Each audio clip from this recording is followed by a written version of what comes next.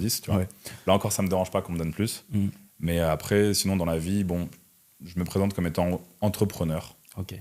Et oui, j'ai une certaine notoriété sur le réseau. Mais après, aujourd'hui, quand tu prends une caméra et que tu dis des choses sensées, c'est le genre de choses qui arrivent, tu vois. Ouais. Donc après, moi, avant d'avoir du coup ce profil qui parle de sujets profonds, je faisais en effet d'autres contenus un peu différents de cela, et c'était plus divertissant, tu vois, c'était plus de type caméra cachée, prank et tout. Ouais.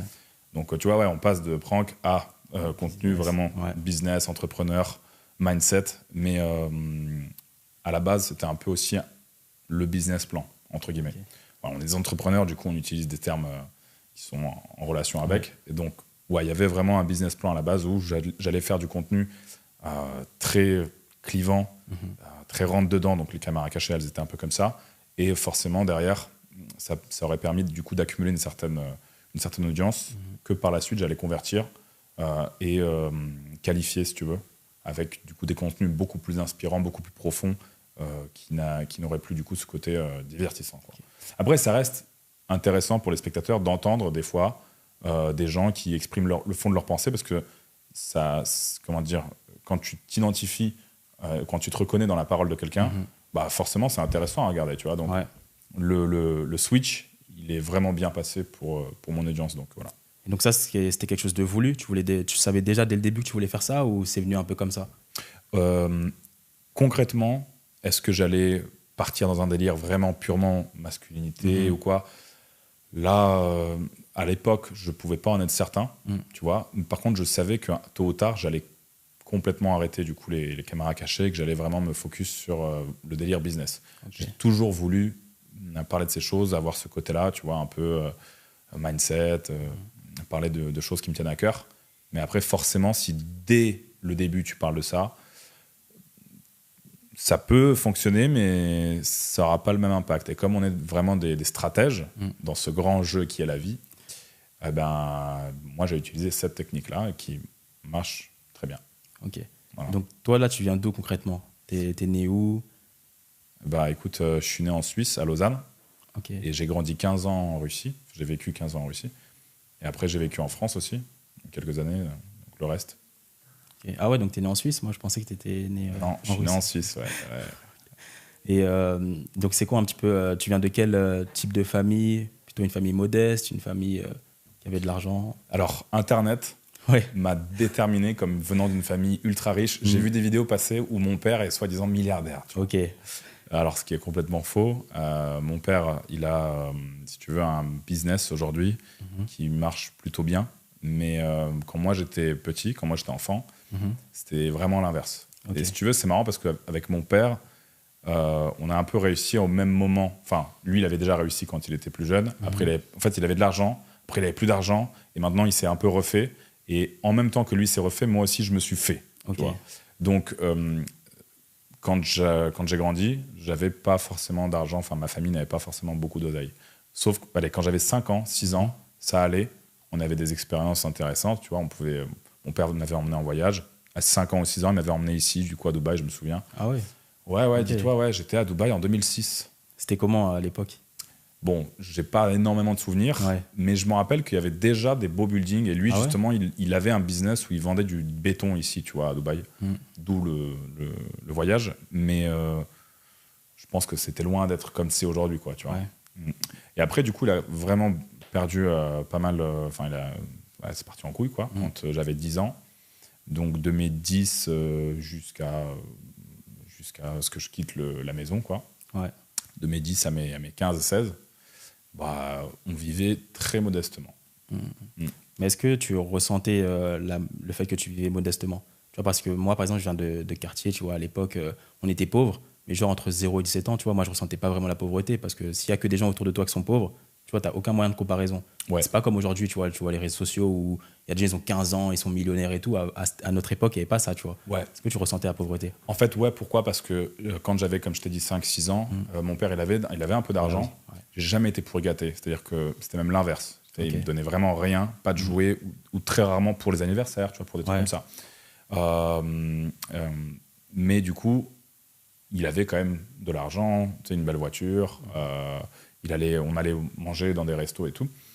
Et après, forcément, une fois qu'il perd tout, une fois que ça part en sucette complet, bah, tu sens le changement de vie, tu vois. Tu sens que maintenant, non, ton daron ne va plus dans les mêmes restaurants, on ne va plus en voyage, il n'a plus les montres qu'il avait, donc il a revendu toutes ses montres, tu vois, parce qu'il fallait nous nourrir, il fallait me nourrir, tu vois. Donc, c'est quand tu passes de riche, entre guillemets, à pauvre, que là, tu ressens vraiment le truc, tu vois. Ouais. Et moi, après, j'étais gosse, donc j'avais pas encore la maturité pour le ressentir pour de vrai.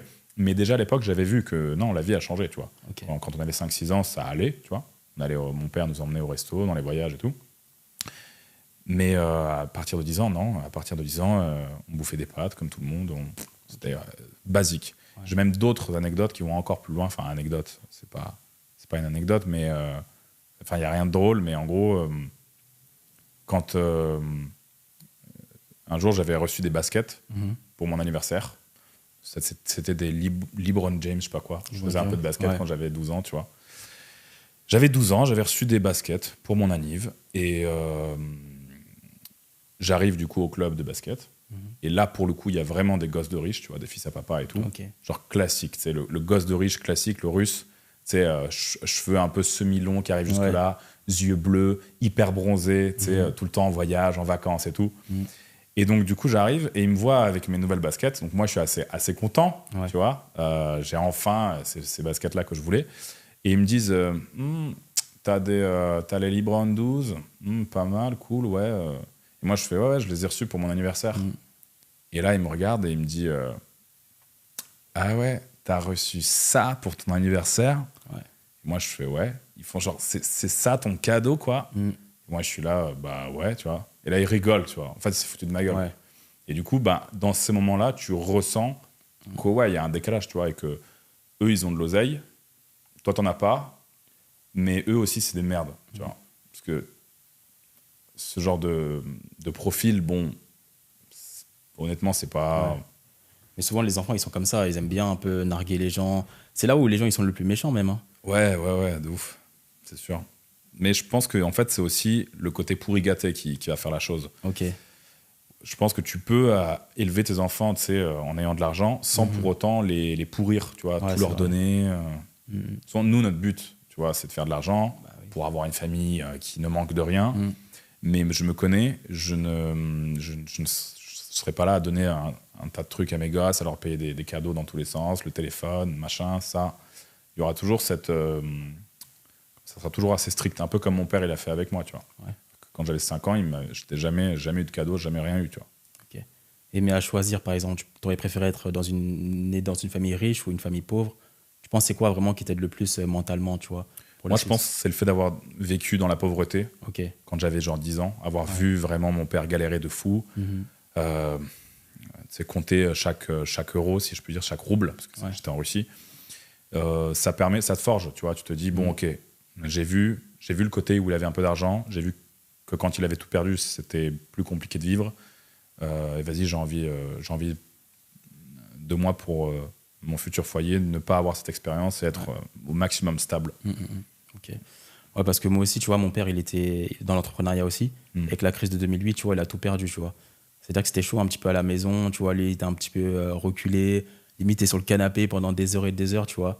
C'est une situation qui fait mal. Je sais pas si tu as vécu un truc un peu similaire. Si, à la maison. Lui, c'était pareil. En 2008, mon père, il avait pareil perdu quasiment tout à cause de ça. Okay. Et toi, du coup, ton père, il faisait quoi dans la vie? Il travaillait dans l'import-export. Il était aussi transporteur, tu vois, de livraison. Il avait acheté des camions et après, il livrait les gens et tout. On gagnait bien, tu vois. On gagnait pas non plus des masses, mais on s'en sortait bien, tu vois. Okay. Et après, quand là, il y a eu la crise 2008, c'est là où ça a commencé à être chaud. Et d'accord, ok. On mangeait des pâtes, c'était chaud là. Et toi, tu voulais faire quoi quand tu étais petit? C'était quoi tes buts dans la vie? Franchement, quand j'étais petit, j'ai pas de but particulier. Hein. Moi, je jouais à la PlayStation, je jouais à FIFA, tout ça. J'ai pas cette pensée-là. Parce qu'en fait, je ressentais pas que j'étais pauvre. C'est plus vraiment à partir de 17 ans où j'ai dû trouver ma première alternance. Où c'est là où j'ai vu que tu vois, j'ai pas les capitaux financiers, sociaux, économiques, etc. C'est vraiment dans le monde du travail que j'ai compris, ah ouais, en fait, c'est chaud un peu, tu vois. Je pense que les réseaux, le fait que certaines personnes montrent de l'intérieur comment c'est la vie quand tu as de l'oseille, je pense que ça contribue beaucoup en fait, à l'éveil de cette volonté de faire du cash. Tu vois. D'ailleurs, c'est en partie, moi perso, quand je fais des contenus un peu où je montre vite fait ma vie, tu sais, quand je sais pas, quand tu t'achètes une belle montre ou quand tu fais un beau resto ou je sais pas, enfin bref, du contenu de ce type-là, c'est dans le but aussi d'éveiller ça, tu sais, chez les gens qui te regardent. Dire, regarde ce que tu peux avoir si tu crois en tes rêves. Parce que, bah, perso, la seule raison pour laquelle j'ai aujourd'hui, enfin, une des raisons pour lesquelles j'ai réussi, bah, c'est parce que j'ai cru en moi et j'ai pas écouté ce qu'on me disait, tu vois. Ouais. Et ça, je pense que ça aide beaucoup, le fait de voir des contenus comme ça où tu te dis, il y a une personne qui est partie de zéro, qui a réussi, alors qu'on lui disait que ça allait être impossible, tu vois. Ouais, complètement. Je pense que des profils comme toi ou moi, on fait plus de bien que de mal, tu vois. Parce qu'après, il y en a, tu vois, ils vont se matrixer en essayant de se comparer à nous, en étant jeunes, voilà, riches et tout. C'est vrai qu'il y a des gens, ils vont peut-être mal le percevoir, mais je pense qu'on fait plus de bien qu'autre chose. Tu vois, moi, à l'époque, je connaissais personne qui était jeune et qui gagnait de l'argent, même honnêtement, tu vois. Les seuls gens de mon âge, tu vois, 15, 16 ou 20 ans qui avaient de l'argent, c'était soit par le foot, soit par les choses un peu illicites, tu vois. Ok, je vois, ouais. Donc, si le foot n'est pas bon, ou même s'il y avait l'humour aussi, tu vois. C'est-à-dire, si le foot n'est pas bon et l'humour, c'est chaud, au final, il n'y a que ça, mais ça, tu peux pas. C'est-à-dire, Ouais. au final, j'étais coincé, tu vois. Ouais. Bah, du coup, c'est noble de ta part, tu vois, qui a vraiment côtoyé de près ça, de ne pas y être, de pas t'y être engouffré, tu vois. Donc c'est bien, c'est bien. Et honnêtement, ce que tu dis, c'est réel. Il y a plein de gens qui, tu sais, qui viennent du coup des quartiers, de familles pauvres, etc., qui connaissent la misère et qui s'en sortent très bien sans passer par l'étape. Bah oui. Voilà. Ouais, complètement. Ouais. Et donc, est-ce que toi, il y a eu un fait, genre dans ta jeunesse, qui t'a fait ensuite te lancer dans le business? Est-ce que tu avais déjà ça un petit peu dans ta tête? Parce qu'en fait, moi, tu vois, de ce que je pense, c'est que tous les gens que je connais dans le business, ils ont commencé à faire du business sans s'en rendre compte. Un petit peu moi, tu vois. Genre, au début, je vendais, comme je te dis, je jouais à FIFA et je vendais des cartes FIFA parce que je jouais beaucoup. Et comme je jouais beaucoup, ben, en gros, j'ai changé les cartes FIFA contre de l'argent. Donc, en gros, je commençais à faire du business sans m'en rendre compte, tu vois. Je sais pas si tu as eu une expérience comme ça. Je pense que quand t'es gosse et que tu vois des films, tu vois, qui te motivent ou tu essaies de t'identifier un peu au personnage, tu as automatiquement envie de te lancer, de faire du business. Donc, moi, je me rappelle à l'école, je faisais des anti-sèches et je les vendais. C'est-à-dire que j'arrivais à écrire avec une toute petite police et je vendais les anti-sèches genre 20 ou 30 euros. Et ça marchait, hein. Genre, les gens, ils achetaient ça. Parce que mes anti-sèches, elles faisaient la taille, elles étaient énormes, tu vois, tu avais tout le cours dessus, tout ce qu'il fallait. Donc moi, perso, je les utilisais pour moi déjà. Donc j'avais des bonnes notes grâce à des anti-sèches, en partie, parce que quand même, j'aimais bien étudier, tu vois. J'étais pas le genre de bouffon qui a... Enfin, je pourrais pas dire bouffon parce que chacun aime ou aime pas l'école, voilà. Mais genre, j'étais pas con. J'avais un comportement mauvais, mais j'ai jamais été con, dans le sens où j'ai toujours eu plus ou moins bonnes notes, tu vois. Et du coup, ben, les anti-sèches qui me permettaient d'avoir des encore plus bonnes notes, ben, je les revendais. Et inconsciemment, tu sais, déjà un premier pas dans le business, tu vois. Bah ouais. Et ça va, à l'école, t'aimais bien, tu t'en sortais? J'ai fait un podcast tout à l'heure, on m'a posé la même question. J'ai dit que en guise de réponse, j'ai dit je me suis fait virer de 4 lycées. Est-ce que cette réponse te convient aussi? Ça me convient. Ouais. Ok. Moi, l'école... Et toi, ouais, j'allais te poser la question. Ouais. Moi, l'école, en vrai, j'ai jamais kiffé de fou, mais je m'en suis toujours sorti, tu vois. Genre, j'ai pas redoublé de classe. Quand j'étais en primaire, j'ai failli sauter une classe, mais ma mère, elle voulait pas, parce qu'elle voulait pas que j'aille avec des grands, tu vois, entre guillemets. Après, c'est plus lycée, où tu vois, où t'es vraiment avec tout le monde, un peu... Il y a de tout, parce que de base, tu vois, j'étais dans un collège, par rapport à où j'habitais, le collège le plus proche de chez moi, c'était un collège un petit peu quartier chaud, tu vois. Et ma mère, en fait, elle a fait une dérogation pour pas que j'aille là-bas. Et après, je suis parti dans un collège, voilà, très carré, tout ça. Mais tu vois, le lycée, tu peux pas faire de dérogation comme ça. Et là, il y avait vraiment tout le monde. Donc, je sais que c'est seconde où c'était un petit peu plus chaud, tu vois. Et après, ben, j'ai fait un bac technologique. Je sais pas si tu connais un petit peu STI 2D, tout ça. Pas trop. Ouais, c'est pour devenir architecte. D'accord. De base, je voulais faire ça. Donc, ouais, globalement, l'école, j'ai jamais kiffé de fou, mais on s'en sort, tu vois, par rapport aux parents, voilà, pour leur montrer juste le diplôme. Et c'était quoi ta matière préférée à l'école? À l'école, c'était l'histoire.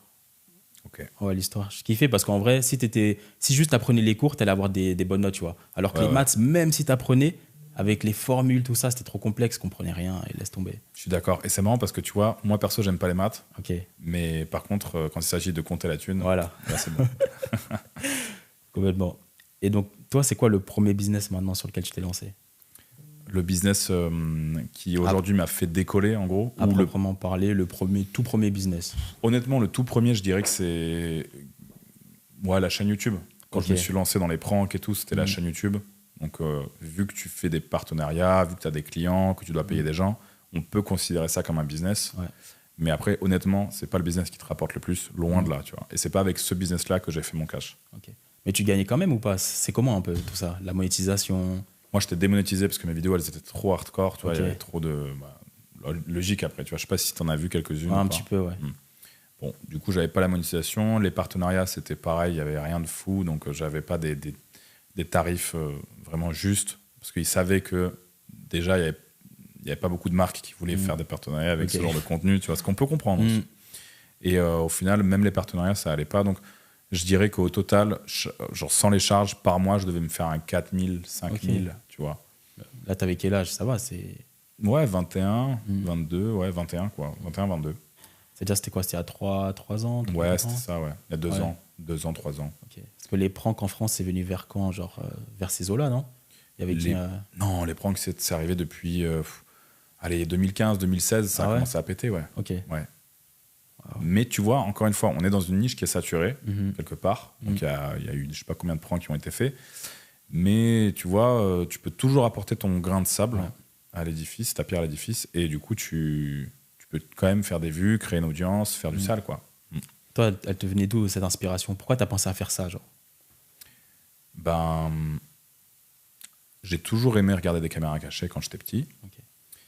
Et je me souviens même que quand j'avais rejoint mon père en Russie, en 2010, pardon, il avait plus grand chose dans son appartement, il n'y avait plus de meubles et tout. Comme je t'avais dit, du coup, il y a eu des soucis, donc il y avait carrément plus de meubles et tout. La seule chose qu'il y avait, c'était une télé et un DVD de Jean-Yves Lafesse. Ok, je connais pas. Jean-Yves Lafesse, c'est un gars qui fait des caméras cachées, qui faisait des caméras cachées, paix à son âme. Et voilà, il était vraiment très très drôle. Et il n'y avait que ce DVD-là. Du coup, moi, je regardais ce DVD tous les soirs. Genre, je repassais en boucle les mêmes caméras cachées, quoi. Et puis j'aimais bien, tu vois, je trouvais ça marrant. Et au final, à tout moment, tu vois, c'est ça qui m'a donné un truc dans ma tête avec lequel j'allais me dire, tiens, je vais en faire moi aussi quand je serai un peu plus grand. Si tu me dis, papa, je vais faire ça plus tard. Mais, putain, mais qui c'est qui lui a donné la télécommande? Merde. Reprenez-lui la télé, tu vois. Mais au final, non, j'ai fait ça.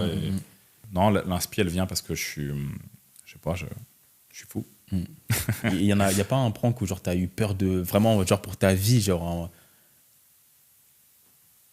on m'a déjà sorti des couteaux, mais comme on m'en a déjà sorti plein de fois et sans les pranks, bon, tu t'en bats les couilles, quoi. Ouais. Sur le moment, quand tu fais ça, je te promets, t'es dans un état d'esprit où ton cerveau, il est plus le même. C'est-à-dire que je changeais de personne, j'étais plus moi-même. Tu vois. Dès qu'on allumait la caméra, j'étais différent. Je devenais complètement... J'enlevais toutes les barrières que j'avais jusqu'à présent. J'enlevais tous les codes sociaux qui m'avaient été inculqués dès mon enfance. Et voilà, j'y allais, quoi. Mais bon, ça me représente pas dans le sens où c'est pas... Moi, quand je faisais mes caméras cachées, c'est pas moi dans la vraie vie. Par contre, le moi d'aujourd'hui qui parle durant les podcasts, dans les vidéos et tout, là, par contre, il n'y a pas de personnage. Par contre, c'est moi. Ok. Ouais, toi, tu dissocies bien quand même la partie réseaux sociaux et ta personne individuelle, parce qu'il y en a aussi qui ne savent pas faire cette frontière-là. Plus maintenant. Okay. C'est-à-dire que maintenant, moi sur le réseau et moi dans la vraie vie, globalement, on est plus ou moins les mêmes. Ouais. Après, c'est vrai que quand tu es présent sur les réseaux, tu sais, quand tu mets une photo, quand tu mets une story, les gens, ils peuvent se dire « Ouais, il est hautain, tu vois, ou il se prend pour je sais pas qui, tu vois, à faire des photos, machin. » Là, dans ce cas de figure, non, pas vraiment. Du coup, dans ce cas de figure, c'est vrai qu'il faut des belles photos, il faut des belles stories, tu vois, tu dois faire ça. Ah oui, c'est normal. Mais quand je prends la parole, tu vois, dans des podcasts comme on est en train de faire, là, tout ce que je dis, je le pense vraiment et je joue pas de rôle en particulier. Quoi. Ouais. Et toi, du coup? Moi, j'ai commencé avec le MLM. Je sais pas si tu connais. MLM, en gros, moi, c'était une entreprise qui disait achète un abonnement, tu sais, carte SIM. Et après, il fallait que je le transmette à d'autres personnes. Et tu vois, c'est un système pyramidal et tout. Mais en fait, quand on m'a présenté ça, genre, on m'a donné rendez-vous sur Paris, on m'a présenté un PowerPoint et tout. Mais tu vois, j'ai pas la conviction de ça, tu vois. Ouais. Mais je sais qu'à l'époque, c'était genre 2017, c'est un truc qui marchait bien. Et souvent, genre, les gens qui te présentaient un peu les PowerPoint des MLM, ils venaient en Ferrari, tout ça. Donc, tu vois, tu te dis, mais c'est bizarre, tu vois. En plus, c'est des jeunes. Après, quand on t'explique le truc, c'est vrai que ça paraît simple. Mais tu vois, c'était louche, tu vois. Donc, en vrai, j'ai fait vite fait, mais j'ai pas la conviction de faire. Donc, après, il y a ça. Après, j'essaie de faire YouTube aussi. mais c'était pas YouTube en mode prank et tout. C'était plus en mode, tu vois, les highlights de foot. D'accord, Ouais. ok. Parce que tu vois, moi, j'étais un peu matrixé par le foot et tout, je kiffais. Et je regardais beaucoup les vidéos genre de Neymar quand il driblait avec de la musique, tu vois. Genre, ça fait des millions de vues, ça, tu vois. Et j'ai essayé de faire une chaîne YouTube sur ça, mais après, je me suis dit non, vas-y, laisse tomber. Mhm. Et après, c'est là qu'est venu le drop et je me suis lancé. Et voilà, c'est grâce à ça aujourd'hui que je suis là. Propre. Ouais. Beau parcours aussi, tu vois. Ouais. Donc, tu as commencé par YouTube, ok. Mais aujourd'hui, c'est quoi le business qui t'a rendu millionnaire? Putain, ça sonne tellement bullshit le mot millionnaire. Mais bon, après, bon, bah, c'est le cas de le dire, enfin, c'est la réalité. Bah écoute, c'est un business qui est assez niché. Assez niché, pardon. J'ai une agence qui calque le business d'influence Ok. dans un domaine très précis.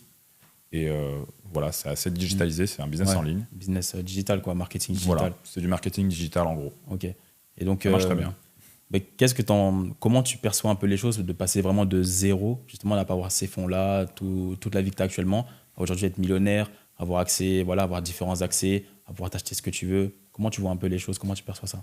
Bah, tu sais, il y en a beaucoup qui te disent que voilà, l'argent, ça a changé leur vie Ouais. complètement et tout. Alors d'un point de vue expérience, oui. C'est-à-dire que tu peux manger des choses incroyables, tu peux avoir accès à des expériences de fou, des beaux voyages, des jolies montres, des jolies voitures, voilà, tu fais ce que tu veux un peu. La vie, après, ça devient plus ou moins un film. Mais après, fondamentalement, est-ce que quand tu as beaucoup d'argent, c'est forcément que tu seras plus heureux? Ça, tu vois, c'est un point qui se discute. Et je pense que l'argent ne fait pas à proprement parler le bonheur, Ouais. mais l'argent contribue à avoir des expériences et une certaine stabilité concernant l'avenir et la vie de manière générale.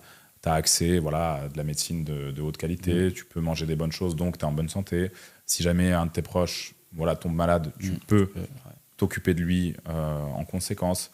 Donc l'argent, ça permet ça, mais après le bonheur, c'est quelque chose de beaucoup plus spirituel. Ok. C'est vraiment lié à des choses simples de la vie, c'est lié à l'amour, à la paix intérieure, et c'est pas avec l'argent que tu vas atteindre obligatoirement la paix intérieure. Concernant l'argent, est-ce qu'aujourd'hui, ton état le fait d'être heureux, tu es vraiment heureux comme avant? Est-ce que vraiment cet état de heureux, ça change pas du tout? Un petit peu?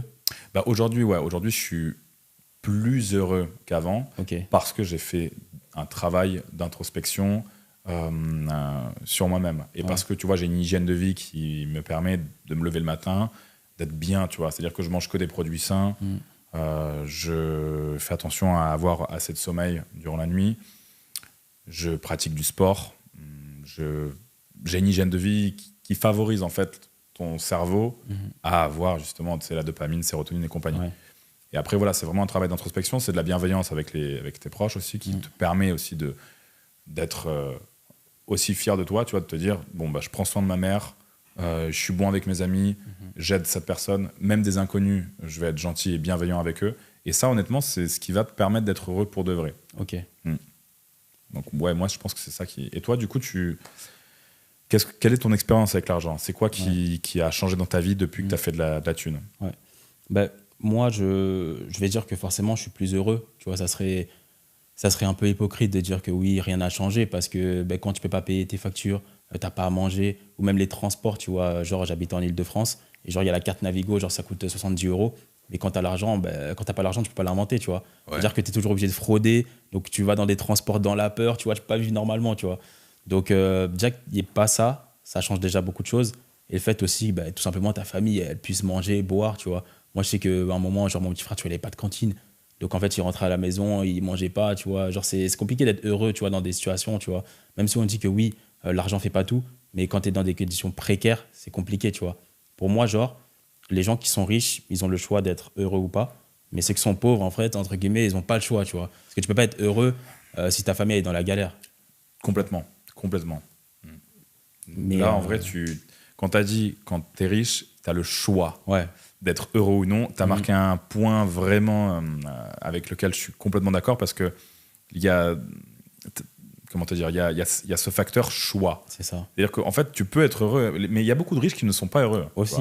Parce qu'en fait, quelque part, inconsciemment, ils font le choix de ne pas l'être parce qu'ils vont se préoccuper de problèmes qu'ils ne peuvent tout simplement pas sur lesquels ils n'ont pas la main. Tu vois, quand tu essaies de changer une situation qui est inchangeable, honnêtement, je tu brasses dans le vide, là. Tu vois, tu mets ton énergie, tu la balances dehors.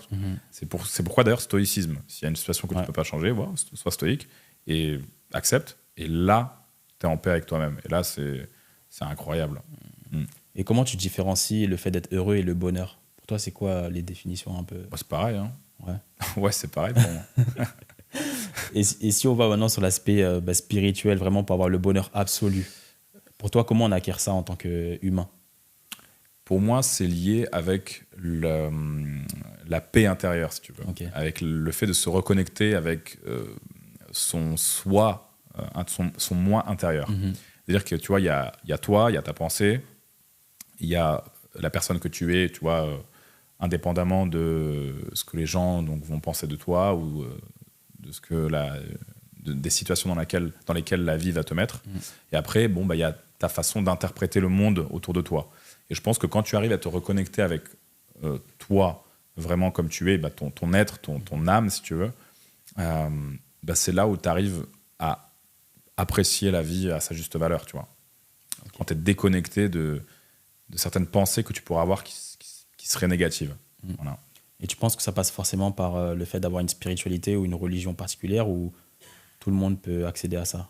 Moi, je pense que ça dépend de chacun. Ouais. Et chaque personne va individuellement approcher cette question. Donc, il y a des gens qui, en effet, vont trouver leur paix intérieure dans la religion, dont moi, tu vois. D'autres personnes vont tout simplement, tu sais, s'intéresser aux énergies de manière générale, sans vraiment passer dans le côté religieux de la chose. En fait, tout dépend de chacun. Mais c'est vrai qu'il y a une certitude, c'est que les gens qui ne s'intéressent pas vraiment à ces questions, voilà, font preuve quand même de beaucoup plus d'anxiété, de regret, de remords et de mal-être, tu vois, que les gens qui vont s'intéresser à ça. Okay. Moi, de ce que j'ai vu, je ne sais pas si vraiment ça existe des gens athées à 100%. Tu vois, genre quelqu'un qui ne croit pas en Dieu. Tu vois, même des gens qui disent, tu peux dire, genre, je ne crois pas en des religions, ça c'est une chose, mais je pense que tout le monde a une spiritualité. Je ne sais pas si tu es d'accord par rapport à... Ouais, il y en a. Il y en a des mecs comme ça, qui sont vraiment athées pour de vrai. À 100%, ouais, ok. Ouais, après, peut-être que, tu vois, s'il est sur un lit de mort, il y a vraiment un truc, tu sais, qui va crever dans quelques heures, tu vois. Peut-être qu'à ce moment-là, tu sais, le brin de peut-être que Dieu existe et tout. Ouais. C'est souvent ce qui arrive, d'ailleurs. Les personnes âgées se rapprochent beaucoup de la religion parce que, justement, ils commencent à se rendre compte que, à tout moment, c'était un peu de l'ego de dire que non, Dieu n'existe pas et que, en fait, le fait de mourir comme ça sans avoir prié pour son âme, peut-être que tu vas finir dans la merde, tu vois, dans l'au-delà. Donc voilà. Après, moi, personnellement, c'est ce que j'ai toujours dit, je ne suis pas croyant et religieux pour accéder au paradis. Je suis croyant et religieux parce que j'aime être dans l'amour, dans la bienveillance, dans le pardon, tu vois, parce que ça me fait me sentir bien. Et j'ai l'impression, au fond de moi, que c'est ça la bonne voie, tu vois. Okay. Que quand, en fait, tu vois, c'est facile d'être un connard, tu vois, c'est facile d'être méchant. Je l'ai été, hein. Je ne vais pas te dire que j'ai été quelqu'un d'exemplaire toute ma vie. J'ai été dans ma vie, à certains moments, peut-être un con, tu vois. J'ai fait des mauvaises choses dans ma vie. Et t'es pas heureux, gros. T'es pas heureux quand t'es comme ça. Tu vois, quand tu vis dans... Moi, je vais pas me cacher, tu vois, ça m'est arrivé de vivre un peu dans la violence, tu vois. À l'époque, j'aimais bien me battre, tu vois, j'aimais bien des trucs comme ça, j'aimais bien vivre avec... jouer un peu avec le feu dans la vie, tu vois. Et en fait, gros, t'es pas heureux du tout, tu vois. C'est tellement plus agréable et c'est tellement mieux dans ta peau quand t'es bienveillant avec ton entourage, quand t'essayes de pardonner et, voilà, et de vivre dans l'amour. Le truc, c'est que c'est compliqué, c'est vrai. Dans ce monde, tu vois, dans certaines situations, là, c'est chaud, tu vois, si on te manque de respect ouvertement. Des fois, c'est vrai que c'est compliqué, surtout qu'il y a un truc qui s'appelle la testo. Ouais, aussi, ouais. Qui peut faire que tu réagisses et tout. Ouais. Mais honnêtement, en vrai, avec du travail sur soi, moi, j'arrive à me canaliser de plus en plus. Et honnêtement, c'est hyper agréable. Ok. Ouais, non, c'est intéressant parce que moi aussi, je suis croyant. Tu vois, moi, je suis chrétien protestant, comme on en parlait. Poser la question, du coup. Ouais. Et tu vois, moi, je crois que, en gros, tu vois, l'homme s'est détourné de Dieu et que l'homme a choisi le diable, tu vois. Et en gros, maintenant, la partie... Pour moi, l'homme, c'est corps, âme, esprit. Et la partie corps, c'est là où il y a tous les péchés, où il y a les mauvaises choses, où il y a, tu vois, les pulsions, etc. Et aujourd'hui, tu vois, on a plus tendance à suivre justement nos pulsions, le fait de s'énerver. Voilà, quelqu'un va parler mal, tu vas t'énerver, etc. Et justement, la religion, ça te canalise, ça te calme en disant que, OK, ma première réaction, c'est la vengeance, mais ma deuxième réaction, ben, non, c'est pas ça, tu vois, par rapport à la religion. T'es tellement mieux après, du coup, quand tu te venges pas. Bah, c'est ça, en fait. Et quand tu es dans le pardon, tu te sens mieux, tu vois. Ouais. C'est ça qui est incroyable. Ah ouais. Et ça fait longtemps que tu es religieux comme ça? Tu as toujours été croyant ou Bah, en fait, moi, j'étais dans une famille chrétienne, tu vois, mais j'étais pas vraiment dans la religion parce que, bon, j'allais à l'église pour y aller, tu vois, chaque dimanche. Mais après, c'est plus vers 17-18 ans où je me suis posé. Je me suis dit, bah, qu'est-ce que je fais, tu vois? Est-ce que je choisis le mauvais chemin? Est-ce que je choisis le bon chemin? Même si encore aujourd'hui, on n'est pas parfait, tu vois. Mais au moins, je sais que la religion, avoir une relation avec Dieu, ça m'a plus aidé qu'autre chose, tu vois.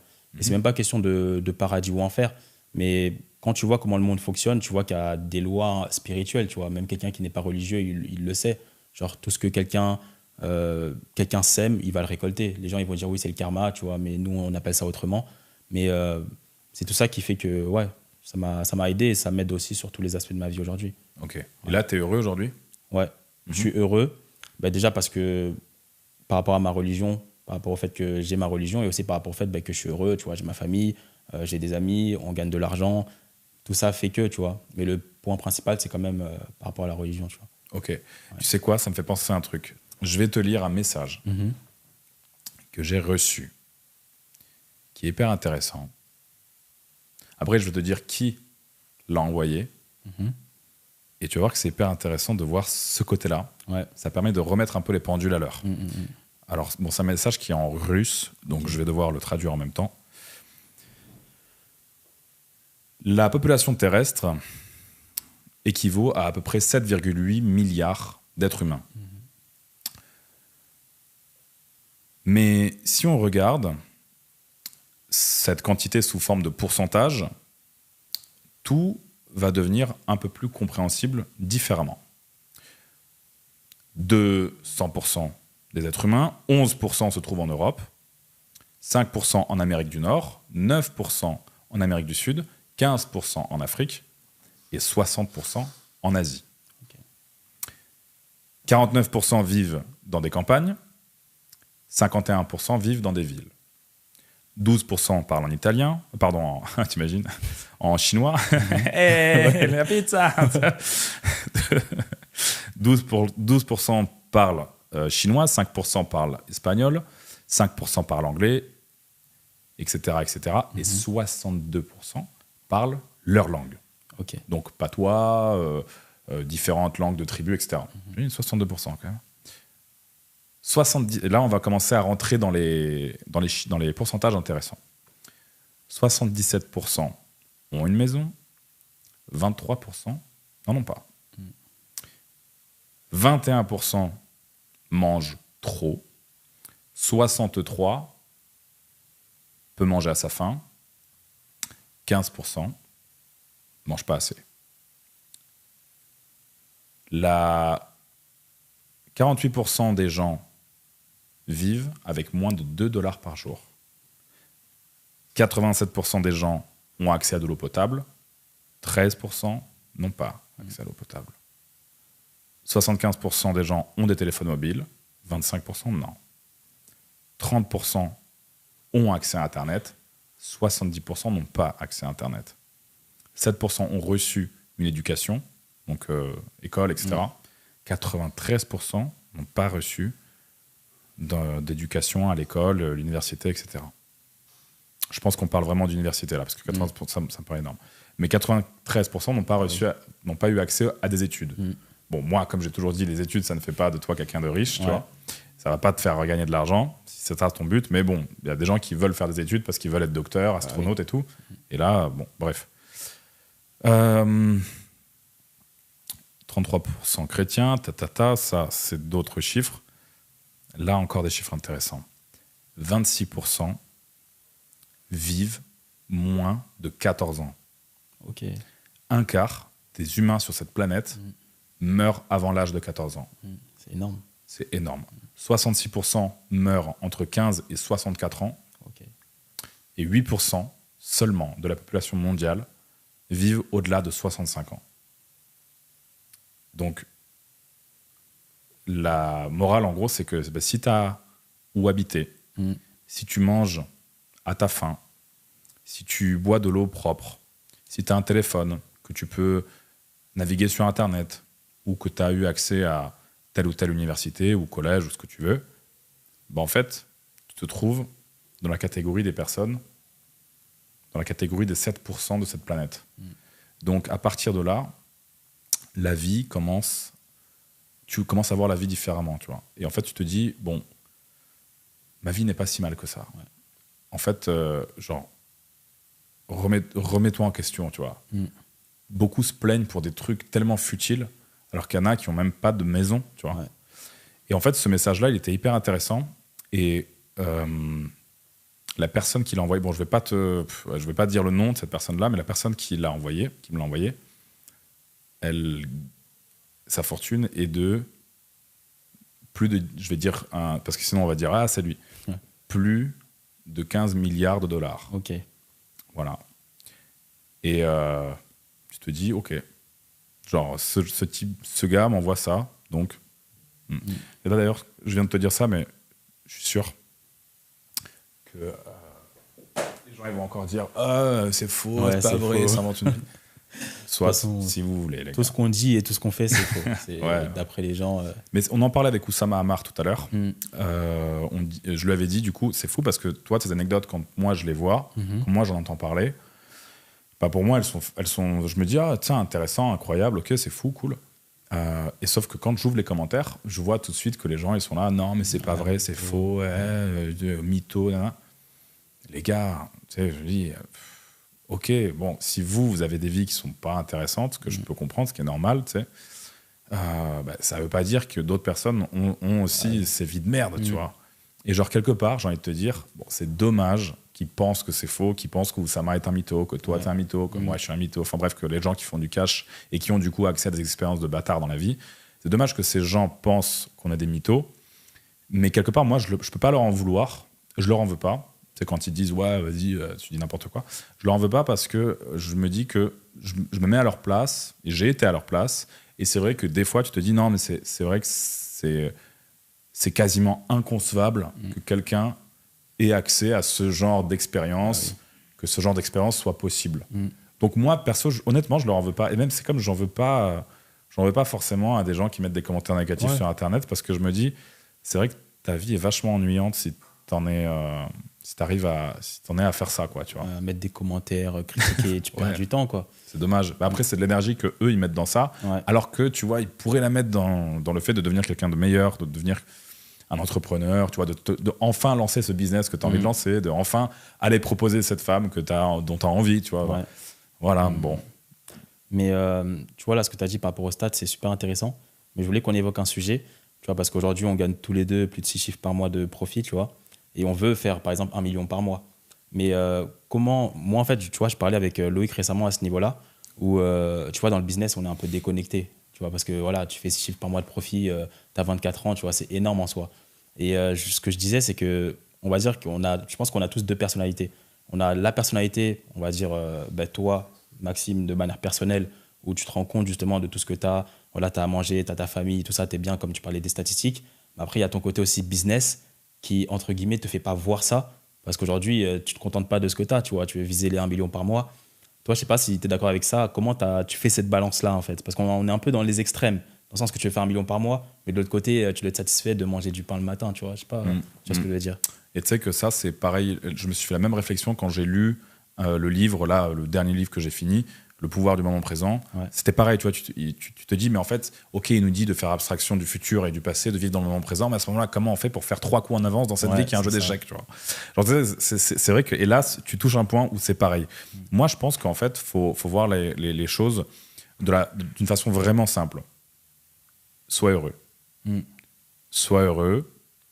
Que tu fasses énormément d'argent ou non, de base, si t'es pas heureux sans argent, c'est vrai que même en ayant de l'argent, ça peut être compliqué, tu vois. Ah oui. Donc moi, je pense qu'on voit les choses, il faut voir les choses de cette façon-là, et ça permet aussi de relativiser, parce que même nous qui faisons, comme tu as dit, des mois à 6 chiffres, même nous, on peut avoir des moments où tu vas être un peu down, où tu vas penser un truc qui va te rentrer, j'en sais rien, tu vois. Je pense que tout homme peut avoir son moment de faiblesse dans la journée, c'est normal. Et je pense que ce message-là, il est là aussi pour te faire relativiser que vas-y, qu'est-ce que tu te plains, tu vois. Arrête de te plaindre, ta vie, elle est folle. Déjà, même quand tu n'avais pas cette paye que tu fais par mois, ta vie, elle était déjà folle parce que tu avais déjà le privilège d'habiter dans une putain de maison, gros, tu vois. Donc, moi, je le vois comme ça. Mais c'est vrai qu'il y a ce côté-là où, tu vois, si on a cette mentalité de je suis heureux avec des tomates bio dans mon jardin, bah, en fait, quand est-ce qu'on fait le million? C'est ça. C'est vrai que c'est un point intéressant que tu relèves, ouais. Mais c'est ça, c'est pour ça que on va dire que parfois, tu vois, moi, je mets mon focus. Je pense que la plupart du temps, on est tous en mode, tu vois, business entrepreneur, parce qu'au final, c'est toute notre vie. On fait ça tout le temps, on pense qu'à ça H24. Mais genre, tu vois, un petit peu dans les moments durs, c'est vrai que je me rappelle justement des statistiques que tu as dit, en mode, OK, bon, ce mois-ci, je voulais faire x2, mais tu peux pas toujours faire x2 dans ton business. Genre, tranquille, tu vois, c'est pas grave, on essaiera de faire ça une prochaine fois, tu vois. Moi, c'est plus un petit peu ça. Mais toi, comment tu gères les coups durs? Qu'est-ce que tu te dis? Comment tu gères ça, toi? Ben, un coup dur, sport. On va faire du sport, gros. Je pense que si les salles de sport n'existaient pas, il y aurait beaucoup plus de psychopathes c'est vrai. qui feraient du sale. Et bah ouais, faire du sport. De toute façon, gros, moi, j'arrive à canaliser mon stress facilement. Alors, c'est pas, comme je te dis, c'est pas facile des fois quand t'as quelqu'un qui te manque de respect. Donc, parce que t'as ce côté, tu vois, où la testo, elle joue son petit rôle, tu vois. Mais bon, ça se contrôle quand même. Mais par contre, dans les moments où c'est show business ou quoi, où tu vois, je sais pas, des chiffres rouges, je sais pas, t'as une action. Tu vois, moi, j'ai vu là récemment, je sais pas, un moins 150 000. Ok. Tu vois, genre, bon, bah, on attend, ça va remonter. Bon, bah, après, quelques heures après ou quelques jours après, ça remonte. Tu t'en bats les couilles, tu vois. Et moi, je sais que mon associé, parce que j'ai un associé, du coup, sur un projet, on avait un jour un moment de stress intense, enfin, un moment où il y avait eu un truc qui s'était passé dans le business, où c'était hyper grave et tout. Et moi, je me souviens, il y avait beaucoup sur la sellette à ce moment-là. Je ne vais pas parler concrètement de ce que c'était, parce que ce serait long en plus à expliquer. Et moi, je me souviens, j'étais resté ultra calme. Je le regardais, tu sais, lui, il courait partout. Moi, je le regardais, fait, oh, chut, stop. Tout va bien se passer. Tranquille. Et là, tac, tu regardes, tu poses. Et tout s'est bien passé, tu vois. Et après coup, on s'est regardé, il m'a dit, mais Max, mais comment t'as fait pour avoir ce calme? Et moi, j'ai fait, bah, si tu stresses, ça va rien changer à ta vie.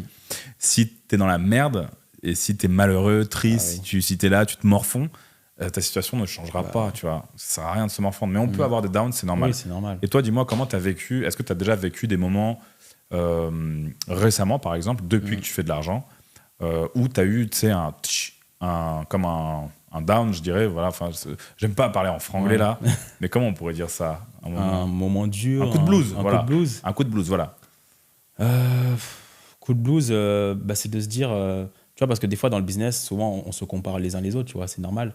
Et quand tu vois par exemple qu'il y a quelqu'un qui tous les mois fait du x2, et que toi par exemple tu fais aussi du x2 ou que tu as quasiment les mêmes chiffres, mais que le mec il te dépasse, tu vois, mais c'est à un certain niveau, tu vois, c'est des sommes à 6 chiffres. T'as des fois un petit coup de blues en te disant, mais comment ça se fait que lui, j'arrive pas à voir qu'est-ce qu'il a de plus que moi, mais il arrive quand même à faire ces sommes-là plus, tu vois. Et tu vois, ça fait un petit peu mal, tu vois, l'ego et tout. Et je prenais un petit peu la perspective, et j'en parlais même avec Loïc, tu vois. Il me disait, ouais, non, mais de toute façon, ça sert à rien de se comparer aux gens, en tout cas, si c'est négatif. Parce qu'après, moi, personnellement, après, je pense, toi aussi, de toute façon, dans le business, tu vois, on est des compétiteurs, donc forcément, on se compare aux gens, tu vois. Mais après, le dernier coup de blues que j'avais eu, c'était juste que je m'étais comparé à une personne avec qui c'était pas possible de se comparer par rapport au fait qu'on n'avait pas les mêmes leviers, on va dire, entre guillemets, et qu'en fait, c'est juste, fais ta route, fais ton chemin, et reste focus sur toi, tu vois. C'est plus ça. Ok, ouais, je vois. Ouais. Bon, après, c'est vrai que quelque part, on peut voir ça comme de la motivation, tu vois. C'est-à-dire que tu vois quelqu'un qui fait des gros chiffres, machin, qui est dans la même niche que toi. C'est ça. Moi, je me dis, la compétitivité, c'est bien, parce que ça te pousse à te dépasser. Ouais. Donc, faut pas, je pense, prendre ça comme un coup de barre. Faut pas que ça t'affecte sur le plan moral, émotionnel. Au contraire même, faut que ça booste. Donc, tu voulais aborder le thème de la lecture. Bah, écoute, tu sais quoi, c'est moi qui vais rentrer dans ce thème. Vas-y. Donne-moi le livre qui, pour toi, est un véritable changeur de jeu. Vas-y, on va pas dire game changer, on va dire changeur de jeu. Voilà. Pour moi, c'est déjà, il y a Réfléchissez et devenez riche. Mhm. Et après, il y a l'autre livre, je ne sais plus comment il s'appelle. C'est Napoléon Hill, ça. Ouais. Mhm. Il y a d'autres livres, là, c'est les petites. Je sais plus si tu vois un livre de développement personnel. Les trois petits cochons. Non. Attends, ça va comment le livre? Ce livre-là, pour moi, c'est le game changer parce qu'en gros, ça explique qu'il faut penser long terme. Attends, livre. Développement Les personnel. petites actions font les grandes C'est un truc personnes, comme ça. ouais. Oui, après, il y a One Things aussi qui est bien. Ouais, la couverture elle est jaune, il me semble. Ouais. C'est ça avec un rond. Réfléchissez, devenez riche. Il y a le pouvoir du moment présent. Celui-là, il est fou, vraiment. Ce ouais. livre-là, il est vraiment bien. C'est un ami à moi qui me l'a offert et il a tellement bien fait de me l'offrir. Et la lecture, c'est tellement bien. Ouais. Après, tu sais quoi? Il y a un moment donné où, quand tu es trop dans l'aspect mindset, développement personnel et tout, franchement, les livres, ils commencent à être chiants, tu vois. Ouais. C'est-à-dire que tu as fait le tour et tu n'apprends plus rien de nouveau. Tu es juste en train de te mettre des petits rappels de « Tiens, là, c'est vrai que là, il faut penser à s'intéresser pour de vrai aux gens qui t'entourent. » Enfin, je veux dire, quand tu as un interlocuteur, tu sais, par exemple, le livre le plus connu, là, un des livres dont tout le monde parle, c'est « Comment se faire des amis » de Dale Carnegie. Et en vrai, quand tu le lis, ce livre, tu te dis « Mais putain, mais c'est logique, tu sais, il m'apprend rien. » Mais après, ça te fait une piqûre de rappel. Bah, tu vois, tu fais bien de parler de ce livre-là parce que j'en parlais justement avec Loïc. Ce livre-là, pour moi, c'est un game changer parce que pour moi, ça m'a presque rééduqué. Tu vois, dans le sens qu'ils expliquent dans ce livre que oui, il faut s'intéresser à la personne. Par exemple, si on commence à discuter, que je ne prépare pas déjà ma réponse, mais que je prenne le temps de t'écouter et ensuite répondre. Tu vois, au final, ce livre-là, c'est des trucs simples. Mais au final, quand j'ai lu ce livre-là, je me suis dit, mais pourquoi personne ne m'a dit ça avant, tu vois? Parce qu'en vrai, c'est des petites choses de la vie, au final, qui t'aident au niveau des relations, tu vois, savoir dire merci. Je sais pas, demain, tu parles avec une mère de famille, elle te dit le nom des enfants, les retenir pour pas oublier. Tu vois, c'est des petits détails comme ça. Mais comme il disait, justement, ça met de l'huile dans les relations, tu vois. Tout à fait. Donc, des petits trucs comme ça. Mais moi, c'est vrai que le livre que tu as dit, ouais, ça m'a fait la diff. Comment se faire des amis. Comment se faire des amis, ouais. Mais parce que, d'ailleurs, les gens, bon, je pense que ceux qui vont écouter donc, ce qu'on a dit là, ce livre-là, en fait, c'est pas comment se faire des amis à proprement parler. Ouais. C'est en gros, ça permet de gérer ses relations avec comment les être en gens. Société, quoi. Voilà, Et comment être en société, quoi. Mais c'est pas à proprement parler pour se faire des amis. Et moi, je me souviens quand je le lisais en public. Tu sais, les gens, ils te regardent un peu en mode genre, il a pas d'amis. Alors qu'en fait, non, ça n'a rien à voir avec le titre. Il est accrocheur, le titre, mais c'est pas. Il y a un livre qui est intéressant, je sais pas si tu l'as lu, c'est Le pouvoir des couleurs, il me semble. Et ça, c'est hyper intéressant parce que chaque couleur a. En fait, tu sais pourquoi je l'ai pris ce livre? Parce que je me baladais dans une librairie et il y avait vraiment il y avait plein de livres étalés comme ça sur une table. Et j'arrive, gros, je regarde comme ça globalement, et il y a un livre qui attire mon attention. Je le prends, je regarde le résumé, et là, ils m'ont, comme on dit, ils m'ont niqué l'esprit. Donc, ils disent, la raison pour laquelle vous venez de prendre ce livre dans les mains, c'est parce qu'il est violet. Et là, du coup, je me dis, comment ça? Et c'est vrai que, putain, je suis arrivé, il y avait, je sais pas, un choix de 100 ou 150 livres, et c'est vrai que j'ai pris que celui-là. Okay. Et du coup, ils ont dit, oui, en effet, le violet est une couleur qui suscite votre curiosité et qui vous fait passer. Et le fait que les lettres du nom du livre soient écrites en vert, ça vous indique que la voie est libre, que c'est sécurisé et que vous pouvez y aller. En gros, le cumul du violet et du vert, ça a fait un mix, une alchimie dans ma tête que j'ai pris le livre. Et là, j'ai fait, bon, ils ont marqué, voilà, ils m'ont eu, je le prends. Et après, en fait, ils t'expliquent, donc, couleur par couleur, quelle est la signification de telle couleur ou de celle-ci, pourquoi on utilise celle-là, comment l'implémenter dans le marketing. Voilà. Et c'est à la fois passionnant, cultivant, enrichissant, et à la fois, tu peux l'implémenter dans n'importe quel business que tu exerces. Donc, je ne sais pas si tu l'as lu, Suba, mais... non, mais pourquoi pas. Donc, moi, je te conseille ce livre. Toi, quel livre me conseilles-tu? Moi, je te conseille le livre que j'ai oublié, mais je te dirais, on le mettra juste ici, là, mais c'est un truc, c'est petit... C'est travailler votre mémoire, voilà, c'est l'effet cumulé. Ok, d'accord. Voilà, je sais pas si tu le vois, le livre, ou pas? Non. Ouais. Non. En gros, vraiment, il faut que tu le lises. Genre, l'effet cumulé, comme son nom l'indique, en fait, ils expliquent que, tu vois, c'est petit à petit, jusqu'à ce que ça devienne de plus en plus gros, et ils expliquent que dans tous les aspects de ta vie, en fait, c'est le pas un pas, plus un pas, plus un pas, ça fait gros, tu vois. Même ce livre-là, d'ailleurs, il faut que je le relise. Mais c'est juste pour expliquer que il faut avoir une vision long terme. Là, ça parle de vision sur 5 ans, sur 10 ans, et non pas sur une vision de aujourd'hui ou demain, tu vois. D'accord. Et c'est un truc qui aide vraiment sur le fait de se projeter sur le long terme et pas que penser court terme, tu vois. Mhm. Donc, pour moi, c'est ce livre-là vraiment game changer. D'accord. Et toi, tu l'as appliqué dans ta vie avec tes Ouais. business ou ta famille peut-être ou des Ouais. amis? J'essaye de l'appliquer, tu vois. Là, d'ailleurs, il faut que je le relise parce que ça fait un petit moment, tu vois. Mais c'est le truc pour moi qui est indispensable dans la vie. Quoi que tu veux faire dans la vie, il faut toujours penser long terme. Parce que tu ne peux pas avoir des résultats aujourd'hui ou demain. Même si voilà, on peut avoir un succès rapide, mais c'est toujours des mois ou des années de travail, tu vois. Il n'y a personne Ouais. qui a des succès rapides. Non, Et, c'est sûr. ouais, De toute pour moi, façon, les succès rapides finissent par se payer. c'est ça. C'est comme la dopamine bon marché. Tu Mm. la payes, en fait. Mm. C'est-à-dire que quand tu regardes TikTok, quand tu scrolles sur TikTok, Ouais. c'est de la dopamine, Mm. mais tu la payes après sur sa productivité, ton sommeil, le temps que tu as perdu à regarder tout ça. Mm. La bouffe, c'est pareil. Si tu manges un truc, c'est hyper bon. Il y a une chance sur Après- deux que ce soit dégueulasse pour ta santé. Tu vois. C'est ça. Après, ça, honnêtement, tu me diras ce que tu en penses, mais moi, maintenant que j'ai une diète depuis des mois maintenant qui est vraiment. Alors, je suis pas là à peser ma bouffe, je suis pas dans ce délire-là non plus. Mm. Peut-être que je devrais, mais je mange que des produits très très sains, Ok. très naturels, très crus, beaucoup de Mhm. crus. C'est-à-dire que si je mange de la viande, ça va être toujours bleu, tu vois. Ok. Le saumon toujours cru, les œufs crus. Je dois manger 6 œufs par jour crus. C'est pas bon cuit, c'est. C'est que ça va plus vite. Ah oui, ok. Le temps, en gros, c'est de l'argent, mon gars. Ouais. Tu vois, j'arrive, je fais mes œufs. Et de ce que j'ai pu comprendre, c'est bien de conserver aussi l'aliment sous sa Ouais. forme crue, tu vois, pure Bien un sûr, peu, ouais. tu vois. Mm. Bon, j'ai entendu dire ça. Tu vois, peut-être que c'est bullshit, mais moi, je fais comme ça me plaît. Mm. Et au-delà de ça, en fait, là où je voulais en venir, c'est que je ne peux plus manger de la merde. Ok. Un soda, je ne peux pas. Là, il n'y a pas longtemps, j'étais du coup à une espèce de soirée, tu vois. Je commande un mojito Mm. sans alcool, parce que je bois pas d'alcool non plus, et du coup, il m'amène le truc imbuvable. Donc, tu vois, je prends 2-3 gorgées, je fais, c'est sucré ça, j'ai pas envie de boire ça, tu vois, et j'ai même pas bu. Je peux boire que de l'eau pétillante, du café, du thé, et pareil pour les aliments. Je ne peux pas manger un gâteau, tu vois, genre, j'aime pas. Ça m'écoeure, tu vois. Je suis là, je goûte, je fais, c'est bon, donnez-moi des fruits, donnez-moi un yaourt. Yaourt, c'est pareil, que du zéro matière, du 0%. Je peux plus manger un yaourt qui a une saveur de quelque chose, parce que pour moi, c'est trop sucré, je peux pas. Tu vois. Mais ça, c'est une décision ou c'est vraiment que t'aimes pas ça, genre? À la base, c'est une décision. À la base, Ok. je me suis forcé, genre, je me suis dit, bon, il faut que je mange vraiment bien, faut que je prenne soin de ma santé. Déjà que je le faisais déjà, on peut dire. Mais là, je me suis dit, il faut encore mettre plus haut parce qu'on vise tout le temps plus haut, mieux.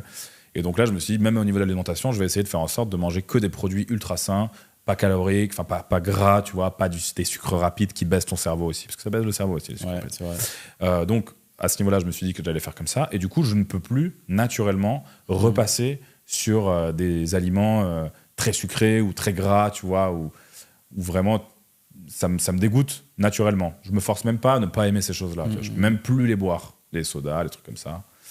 Et toi, est-ce que tu as eu cette expérience dans la vie ou pas? Niveau alimentaire, moi, j'ai eu des très hauts et des très bas. Tu vois, quand je me suis lancé dans le business, genre j'étais genre skinny, tu vois, genre fit et tout, parce que je mangeais ce que ma mère me donnait. Après, quand je me suis expatrié à Londres, il y avait le confinement, c'était en 2020. Et là, je mangeais de la merde, genre. En fait, je sais pas pourquoi, mais genre, je mangeais tout le temps, genre McDo, KFC, tout ça. Et j'ai vraiment commencé à grossir. Et genre, j'ai pris genre 20 kilos. Et tu vois, je m'en suis pas rendu compte parce que tu vois, confinement, personne te voit, tu vois. C'est quand je suis retourné voir mes parents, ils m'ont dit, mais c'est une blague, tu vois. Et j'étais devenu super. Il est où, Joe gros. Ouais, il est où? C'est pas Tu lui. l'as mangé, là, t'as tu mangé vois. Joe, tu vas nous l'en. Ouais, c'est ça, en fait. Ah, ok. Et c'est ce qui m'est arrivé. Et en fait, je m'en suis pas rendu compte. C'est-à-dire que, tu vois, souvent, les gens, ils disent, tu vois, des chansons de rap qui disent, ouais, quand tu prends des sous, tu grossis, tu vois. Et C'est que c'est vrai, gros. moi, j'ai vécu ça, tu vois, vraiment, tu vois. Et réel. il y a eu ça. Après, ben, j'avais eu le Covid. Donc, c'est-à-dire que j'ai tout reperdu. Et après, je suis reparti à Londres. J'ai repris.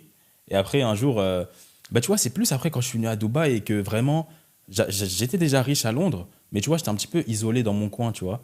Mais après, quand je suis venu à Dubaï, là, j'ai commencé à fréquenter plus de gens, genre plus de millionnaires, multimillionnaires, même plus, tu vois. Et en fait, j'ai vu, mais attends, mais ces gens-là, ils sont, bah, tous les millionnaires, ils sont fit, tu vois. Tous les multimillionnaires, ils sont fit, ils font tous du sport. Ils sont tous bien habillés, ils parlent bien de ça. Je me dis, mais. Et en fait, bah, quand je me suis confronté à ça, et que tu vois, être dans les 1%, c'est pas que l'argent, mais c'est aussi le physique et tout, là, ça m'a mis une petite claque. Et après, c'est parti, coach de boxe, Krav Maga, tout ça. Et là, j'ai tout reperdu et maintenant, c'est beau, tu vois. Ouais, cool. Mais tu sais qu'il y a l'étude qui montre que, en fait, quand un homme a de l'argent, en effet, il devient riche. Il devient riche, ouais.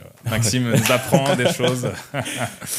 Et, quand, en gros, un homme a de l'argent, il peut grossir facilement. Ouais. Et quand une femme a de l'argent, elle, justement, elle maigrit. Ok. Et inversement, quand une femme n'a pas de thune, elle grossit, et un homme, lui, va maigrir. Il y a une étude qui a été montrée. Ok. Bah après, moi, je suis pas biohacking, mais tu sais, genre, j'ai des compléments alimentaires. Justement, vu que je devais perdre du poids, je suis parti voir une nutritionniste par rapport à ça. Et genre, avant de m'entraîner, je prends L-carnitine. Ça te booste et tout. Je sais pas si tu connais ça. Le gras, ouais, c'est pour le gras, ça, je crois. Sous voilà. la peau, le gras sous la peau. C'est ça. Okay. Et je dois prendre ça avant le cardio et avant de m'entraîner. Après, je sais pas si tu connais le ZMA aussi. C'est un truc qui t'aide à mieux dormir, genre un truc comme ça. Après, il y a la glutamine aussi que je prends. Ok. Ça, je sais même plus à quoi ça sert. Et après, c'est tout. Hein. Mais je pense biohacking, je vais me renseigner. Ouais. Tu m'avais dit aussi, tu sais, le miel pour bander, tu prenais aussi. Ça, les gars, ça, c'est privé, ça, les gars. Non, je rigole. Ouais, mais... ouais, bien sûr. Mais, attends, je vais dire quoi? Comment déstabiliser un podcast? Ouais. Tout se passait bien, mec. Putain. Non, mais c'est bien parce que la niche entrepreneuriale en France, ça dort un peu aussi. Ouais, faut pas avoir des bâtons dans le cul. Ouais, gros, tu vois, c'est ça aussi. Rigoler, c'est quoi. C'est même, genre, on en parlait avec Loïc, tu vois, lui, il veut essayer de faire un peu des trucs un peu différents, tu vois, pour pas qu'on soit tous en mode, oui, alors lisez, réfléchissez, devenez riche, tout ça, levez-vous le matin, tu vois, à 4 heures. Puis nous, on en parlait tout à l'heure, justement, avec Yomi, Antoine et Ous, et on disait qu'il est important de ne pas, comment te dire, pour être un homme de haute valeur, tu sais, ils m'ont posé la question, tout le monde me la pose, c'est quoi, du coup, être un homme de valeur, être masculin, c'est quoi? Et ben en fait, il y a un facteur qui est hyper important, c'est le facteur humour, gros. Ok. C'est le facteur, est-ce que tu arrives à faire rire une femme, tu vois? Est-ce que tu es intéressant? Est-ce qu'on se fait pas chier avec toi, tu vois? Et t'as beau avoir de l'oseille, t'as beau être beau, tu vois, t'habiller bien, avoir une jolie montre, être là. Si t'es pas drôle, tu vois, si on se fait chier avec toi, et gros, non, tu baiseras pas. Vrai. Tu baiseras pas, gros, c'est fini. C'est hyper important d'être voilà, intéressant. Quelqu'un qui n'est pas drôle ou intéressant, comment il le devient? Bah, il se branle. Il a pas de femme. Pas de femme. En vrai, je pense que tu vois, l'intelligence est corrélée à l'humour. Ouais. Et toutes les personnes que je connais qui ont un sens de l'humour bien aigu, tu vois, bien précis, fin, eh bien, c'est que des mecs qui ont lu énormément de livres, des mecs très très smart. Et ça, à l'époque, je me souviens, j'avais 11-12 ans, j'étais avec mon père, du coup, on allait quelque part. Et là, il rencontre son pote, un mec qui a du coup donc, plein de business et tout, un gars vraiment en place. Et je sais pas, il raconte un truc. Et je sens que le mec a un humour ultra fin. Tu sais, il fait des blagues et tout. Je sais plus, mon père, il lui dit... ça m'a marqué, mon père lui fait... Il y a, commence pas, il y a. Et du coup, il y a lui dit, Edouard, je vais pas commencer, je vais tout de suite finir. Et moi, je regarde ça, putain, il est drôle, le mec, il est drôle, tu vois. Et après, du coup, on sort, et mon père, je lui fais, papa, il est drôle, hein, il a un sens de l'humour et tout. Tu sais, j'avais 11 ans, 12 ans, mais j'arrivais à le comprendre. Et mon père, il me fait, oui, il est drôle, parce qu'il a lu beaucoup de livres, parce que c'est quelqu'un qui est cultivé, c'est pour ça qu'il est drôle. Et du coup, moi, je me suis dit, putain, moi aussi, plus tard, j'aimerais bien être drôle. Et en fait, ouais, gros, tu lis des livres, tu t'instruis, tu deviens une personne intéressante, automatiquement, tu fais travailler ton cerveau, automatiquement, ton sens de l'humour pourrait augmenter. Après, il y a des gens qui l'ont vraiment de base, tu vois, fort, d'autres qui l'ont moins, tu vois. Et moi, personnellement, c'est un facteur qui est hyper important dans la sélection de ta femme. Une fille avec qui je peux pas rire, tu vois, ou qui comprend pas mon second degré ou mes petites blagues, c'est vrai que je sais que ça va être compliqué, tu vois. Elle a beau avoir toutes les qualités que tu veux, avec si tu peux pas rigoler avec une femme, ça commence à être un peu plus compliqué. Et toi, tu penses quoi de ça? Est-ce que tu penses que l'humour chez une femme, c'est important? Ouais, je pense que oui, parce que tu vois, il y a des meufs, elles se prennent trop la tête pour rien. Donc une meuf justement qui a ce contre-pied d'être en mode humour, ne pas se prendre la tête, être un petit peu légère, tu vois, sur les choses de la vie, ça fait la diff. Parce que nous, les hommes, on cherche la paix. C'est-à-dire quand une meuf, elle prend trop la tête, c'est mort, tu vois. Donc ouais, non, pour moi, c'est un aspect qui est important. Mais justement, comme tu viens sur ça, j'aimerais bien qu'on aborde justement le sujet de c'est quoi un 10 sur 10 et un homme qui est dans le top 1%. Est-ce que tu pourrais me détailler un petit peu, toi, c'est quoi ta vision à ce niveau-là? Euh, pour moi, un homme de haute valeur, donc on y revient, hein, la question de prédilection, ça se définirait, je pense, par 3 piliers principaux. Ok. Pour faire simple, pilier mental, spirituel, dans l'ordre décroissant, physique, mental et spirituel, en termes d'importance, enfin du moins important au plus important. Donc physique, c'est d'être en bonne santé, d'avoir à la limite un joli physique, donc de prendre soin de soi, tu vois, d'être bien habillé, de s'habiller avec goût, d'être soigné, d'être propre, de sentir bon. Vraiment les choses basiques qu'on t'apprend, en mode, à 2 balles, les 10 tenues pour l'été, les trucs, tu vois, vraiment. Bon, ça, c'est vraiment la base. C'est voilà, le truc le plus simple à mettre en place. Après, t'as le pilier mental, le fait d'être quelqu'un d'instruit, on en parlait tout à l'heure. Voilà, d'être quelqu'un d'intéressant, d'avoir lu beaucoup de livres, de connaître beaucoup de choses, que ce soit de faits historiques, de faits d'actualité, tout simplement. Et d'avoir un cerveau qui fonctionne bien. Et je le rappelle, tout ça, ça peut s'améliorer. C'est-à-dire que tu peux influencer ces choses-là. C'est pas soit je l'ai, soit je l'ai pas. Non. C'est vrai qu'il y a des gens qui, de base, ils ont un QI d'huître, mais bon, ok, ils peuvent quand même influencer ça. Je suis sûr qu'il y a des mecs qui, aujourd'hui, sont beaucoup plus smart, qui connaissent beaucoup plus de choses, qui ont lu beaucoup plus de livres, qui sont beaucoup plus intéressants, alors qu'ils ont un QI faible, que des gars qui ont un QI fort, mais qui ne se sont pas donné la peine de lire des livres, de s'intéresser à tel ou tel domaine, de devenir une personne intéressante. Je suis sûr qu'aujourd'hui, il y a des mecs qui ont, par la volonté, réussi à élever leur cerveau et à devenir des personnes intéressantes. Donc bref, ça c'est le second pilier, je dirais, le pilier mental. Et le pilier le plus important pour être un homme de haute valeur, c'est le pilier, je pense, spirituel qui, comme on le disait tout à l'heure, consiste à être en paix avec soi-même globalement, être serein, être sûr de soi parce que t'es en connexion avec ton moi intérieur et parce que tu sais ce que tu veux, tu vois, et parce que tu arrives à avoir ce que tu veux aussi. Ça fait partie de ces choses-là.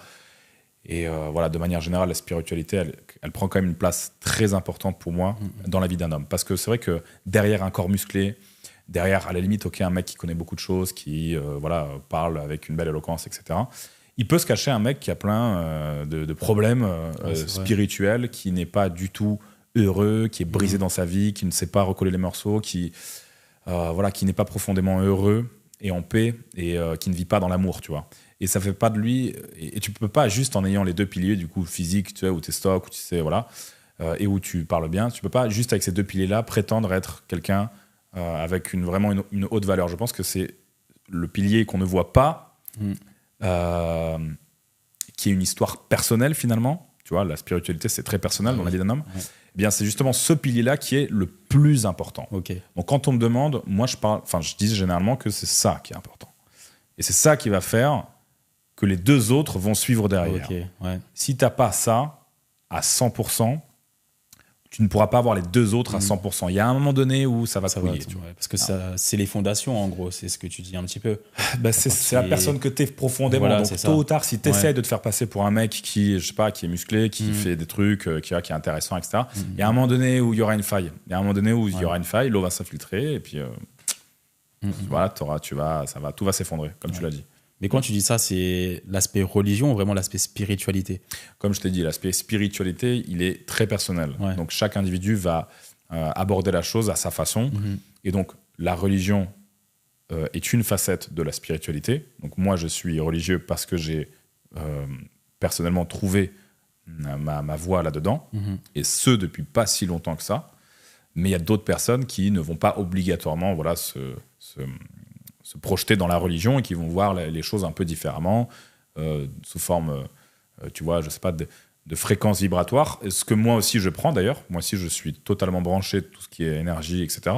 Moi en fait je suis quelqu'un qui arrive à cumuler tout en même temps, tu vois. J'arrive à m'intéresser à tous les sujets en même temps et à prendre le bon de tout et à laisser le mauvais à tout, tu vois. Donc okay. Voilà. Et toi, du coup, donc, quelle est pour toi la définition, si tu en as une, d'un homme de haute valeur? Moi, en vrai, j'en ai pas spécialement. Je regarde plus par rapport à ce qui se dit sur les réseaux sociaux. Tu vois, c'est pas ce que moi je pense, Mais je sais pas si tu connais la règle 666 aux US. Je sais pas si tu as vu ça. Alors ça, Sur c'est TikTok. c'est un Déjà, nombre tu vois. Alors qu'on parle de religion. Mais après, on reviendra sur l'aspect religion parce que je vais voir 2-3 trucs. Et en gros, aux US, tu vois, il y a une traîne un peu qui sort. Genre, la règle 666, c'est il faut qu'un homme, il ait les 3 6. Genre, le premier 6, c'est en anglais, je crois, c'est 6 foot. Genre, c'est 1m82. Je sais pas, toi, tu fais 1m combien? 1m82. Ah, bah, ça, là, ça tombe bien. Le deuxième 6, c'est genre 6 figures. C'est-à-dire, genre, par an, au moins, le mec, il gagne 6 chiffres par an. C'est le cas de 2. Et le troisième, c'est six-pack. Donc, en gros, le mec qui a ces 3-6, c'est un homme de haute valeur sur TikTok. Six-pack, c'est vraiment bullshit. Hein. T'en penses quoi? Six-pack, c'est les abdos. Ouais. C'est bullshit. Enfin, c'est bien, tu vois. Ouais. Et comme on avait dit, l'argent, ça fait pas tout non plus. Mais après, ça sonne bullshit un peu quand même. Ouais, surtout ouais, que 666. Ouais, déjà, ouais. C'est quoi, tu vois? Non, je sais pas. Ouais. Après, pour moi, franchement, un homme de haute valeur, c'est quelqu'un juste qui est aligné à ses principes et à ses convictions, tu vois. C'est pas une question d'argent ou autre. Bien sûr qu'aujourd'hui, on est dans une société, m'as-tu vu, etc., X, Y, Z. Mais juste une personne qui, pour moi, tu vois, je crois en la destinée. Juste une personne que, voilà, Dieu il lui a dit que sur la terre, tu devais être ça, et qu'une personne est alignée à ce que Dieu lui a déjà préparé. Pour moi, c'est une personne de haute valeur. Et quelqu'un, tu vois, qui a des valeurs, des principes forts, quelqu'un qui dit quelque chose et il le fait, tu vois, surtout au niveau de la parole, tu vois. Quelqu'un de haute valeur, pour moi, c'est quelqu'un aussi qui tient sa parole. Pour moi, c'est important, tu vois.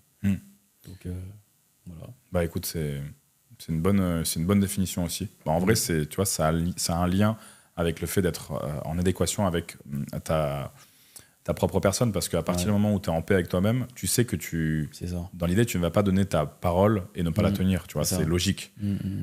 D'ailleurs, toutes les personnes les plus honnêtes que j'ai pu croiser, les plus bienveillantes, tu vois, à qui tu peux faire confiance, pour moi, c'était des hommes de haute valeur. Ouais.